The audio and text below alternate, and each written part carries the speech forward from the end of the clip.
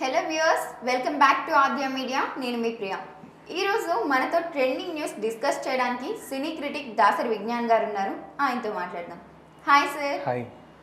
So the most beautiful actress Vanitha Vijay Kumar గారు ఇంతకు ముందు దేవి ఇలాంటి మూవీస్తో చాలా అమాయకంగా కనిపించారనమాట. అయితే రియల్ లైఫ్లో చూసుకుంటే ఈమె ఒక ఫైర్ బ్రాండ్ అనేసి చెప్పుకొస్తున్నారు. సో రీసెంట్గా తెలిసిన విషయం ఏంటి అంటే ఆమె చెల్లి శ్రీదేవి పైన ఈమె దగ్గరుండి పెళ్లి చేశారు, కానీ ఆమె అన్నిటిలోని బ్లాక్ చేశారు అనేసి చెప్పుకొచ్చారు. ఈమె రియల్ లైఫ్లో కూడా ఒక పెళ్ళయింది, రెండో పెళ్ళయింది, మూడో పెళ్ళయింది, నాలుగో పెళ్ళయింది. ఆ తర్వాత తండ్రితో కూడా చాలా వివాదాలు ఉన్నాయి. సో ఇంట్లో నుండి బయటకు గెంటేశారు అనేసి తెలుస్తున్నాయి. సో ఇందులో ఎంతవరకు నిజాలు ఉన్నాయంటారు? యాక్చువల్లీ ఈమెకి 3 పెళ్ళిళ్ళు అయ్యాయి, ఒక లివింగ్ రిలేషన్షిప్ 4. అందులో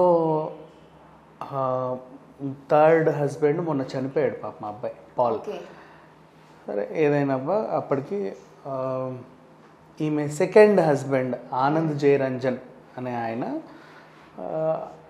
అప్పుడు వీళ్ళిద్దరు బాగా కలిసి ఉన్న రోజుల్లో వాళ్ళ ఇంటికి ఒక చుట్టాలు వచ్చేవాళ్ళు. ఆ చుట్టాల తరఫున ఇంకొక ఫ్రెండ్ రాహుల్ అనే అబ్బాయి, అంటే కొంచెం లాంగ్ అబ్బాయి, కొంచెం పద్ధతిగా బాగుండేవాడు, ఒడ్డు పొడుగు బాగుండేవాడు, అంటే మీన్ మంచి, అంటే వీళ్ళతో పాటు బాగా కలిసిపోయి మంచిగా ఉండేవాడు అనమాట.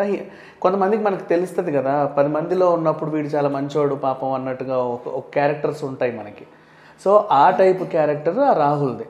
సో రాహుల్ని ఏం చేసింది, వీళ్ళ చెల్లి శ్రీదేవికి పెళ్లి సంబంధం కుదిర్చింది ఈమెనే. వాళ్ళకు కూడా అబ్బాయి బాగా నచ్చాడు, పెళ్లి కుదిరింది, పెళ్లి చేసుకున్నారు. వాళ్ళు ఎంత బాగున్నారంటే అంత బాగున్నారు. ఇక్కడ విషయం ఏంటంటే వనితకి ఆమె రియల్ లైఫ్ కలిసి రాలేదు హస్బెండ్స్తో, కానీ ఆమె ఎవరికైతే పెళ్లి చేసిందో, హస్బెండ్ని సజెస్ట్ చేసిందో, ఆ హస్బెండ్తో వాళ్ళు ఇప్పటివరకు చాలా ఆనందంగా ఉన్నారు. అంటే ఆమె సజెస్ట్ చేసిన హస్బెండ్స్ బాగున్నారు, కానీ ఆమె చూస్ చేసుకున్న హస్బెండ్స్ అంటే ఆమె కలిసి రాల. మైట్ బి అది 2 చేతులు కలిస్తేనే చప్పట్లు, అంతమించి అట్లా ఇదేం లేదు కదా, వైపన్నీ ఉండొచ్చు. ఈమె మనకు దేవిలో అయితే ఎలా అయితే అసలు నోట్లో వేలు పెట్టినా కొరకలేని అమ్మాయి పాపం ఎలా బతుకుద్దో అనే టైప్ చూసాం మనం. కానీ ఒరిజినల్ లైఫ్లో అట్లా కాదనమాట.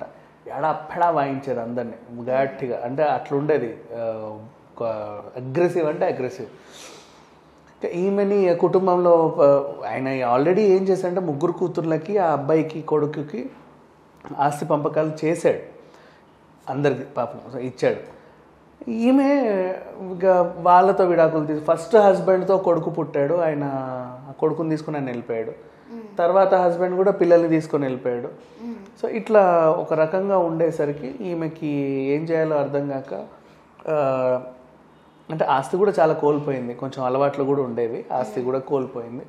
అంతా పోయేసరికి మళ్ళీ డాడీ దగ్గరికి వచ్చింది. కానీ అందరికి ఇచ్చేసాం కదా, ఇంకేముంది నీ మాట, ఇప్పుడు అందరూ బాగానే సెటిల్ అయ్యారు, నువ్వు పాడు చేసుకున్నావు చేతులారా, దాన్ని మనం ఏం చేస్తాం. అయినా సరే డాడీ అంటే సరే, వాళ్ళకు ఒక ఫ్లాట్ ఉంది బెంగళూరు సైడ్, అక్కడ ఫ్లాట్ ఉంటే దాంట్లో రెంట్కు ఉండమన్నారు. చెన్నై రెంట్కి, అంటే తన సొంత ఇల్లే అయినప్పటికీ ఎవరికో ఇచ్చేది ఎందుకు, రెంట్ ఏదో నా కూతురికే ఇచ్చుకుంటాం కదా, అంటే మన ఇల్లు మనలా చూసుకుంటారు కదా.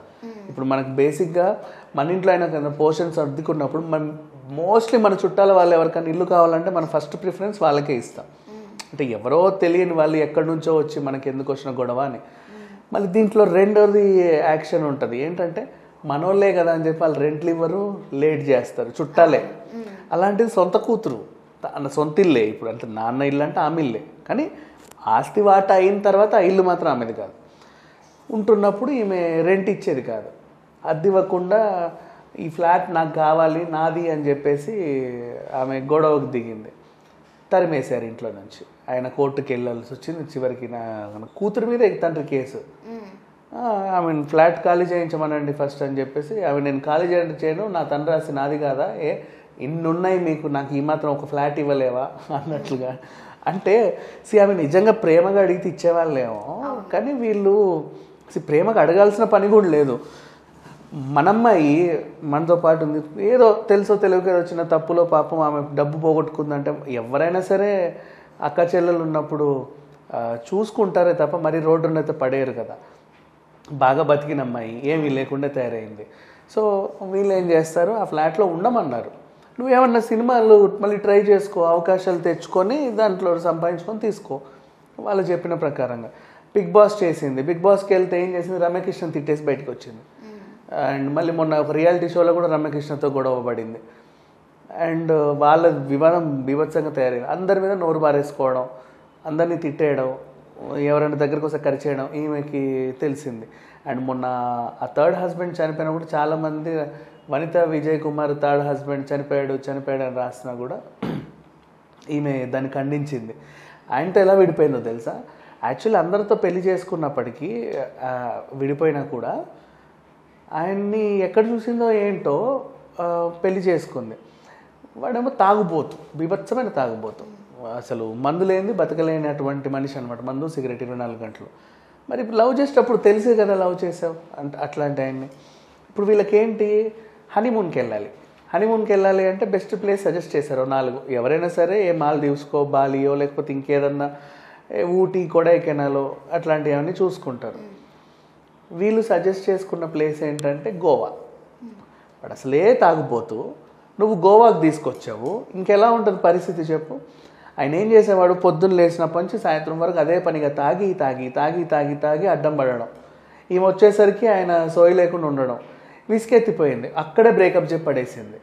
అంటే ఆ పెళ్ళి 4 నెలలు కూడా నిలబడలా, జస్ట్ హనీమూన్ దగ్గరే బ్రేకప్ అయిపోయింది. ఆమె విచ్చలు కూడా తాగుతున్నాడు, నాకు అనవసరమని నేను విడాకులు ఇచ్చేసాను అనింది. సో మొన్న ఆయన చనిపోయిన తర్వాత కూడా నా హస్బెండ్ నన్ను ఎక్కడ రాయద్దు, మేము విడాకులు తీసుకున్న తర్వాత మీరు ఎలా రాస్తారు అని చెప్పి అందరి మీద ఫైర్ అయింది. సరే ఇక వ్యవహారం అది వదిలేసాం. ఇప్పుడు రీసెంట్లీ యాక్టింగ్ పరంగా మళ్ళీ పెళ్ళి మూవీలో యాక్ట్ చేస్తుంది. మళ్ళీ పెళ్ళిలో రమ్య రఘుపతి క్యారెక్టర్ చేసింది. సౌమ్య సేతుపతి అనే పేరు ఇచ్చారు ఆమెకి. ఆ రకంగా బాగానే చేసింది యాక్టింగ్ పరంగా. అఫ్కోర్స్ ఆ క్యారెక్టర్ నెగిటివో పాజిటివో ఆవిడకేం తెలుసు, నరేష్ది కదా తప్పంతా. ఈ అమ్మాయి మాత్రం నటన బాగా చేసింది. అంటే లేడీలో అగ్రెసివ్ లేడీ విలన్ అంటే ఇప్పుడు మనకి వరలక్ష్మి శరత్ కుమార్ గుర్తొచ్చినట్లుగా ఈ అమ్మాయికి కూడా అట్లాంటి క్యారెక్టర్స్ ఇస్తే బాగా చేస్తుంది role, powerful lady characters. But మన వాళ్ళు ఎవరైనా గుర్తించి ఈమె క్యారెక్టర్స్ ఇస్తే బాగుండని అనుకుంటున్నా. ఈమె వ్యక్తిగతంగా ఎట్లాంటిదైనా సరే నాకైతే చాలా ఇష్టం. ఎందుకంటే యాక్టింగ్ బాగా చేస్తుంది, పర్సనల్గా ఈమె మంచిదే. అంటే తెలుసో తెలియక కొన్ని తప్పులు జరిగిపోయాయి, అది అందరి జీవితంలో ఉంటుంది. అంటే ఎప్పుడైనా సరే ఎవరైనా మోసం చేశారు అనుకో, నువ్వు మోసపోయారు వాళ్ళు ఉంటారు, మోసం చేసిన వాళ్ళు ఉంటారు. సో వీళ్ళ మీద మనం సానుభూతి చూపించాలి తప్ప నువ్వు ఆ తప్పు చేసి ఇలా అయ్యావు, ఈ తప్పు చేసి ఇలా అయ్యావు అని ఎప్పుడు ఎత్తిపడవకూడదు.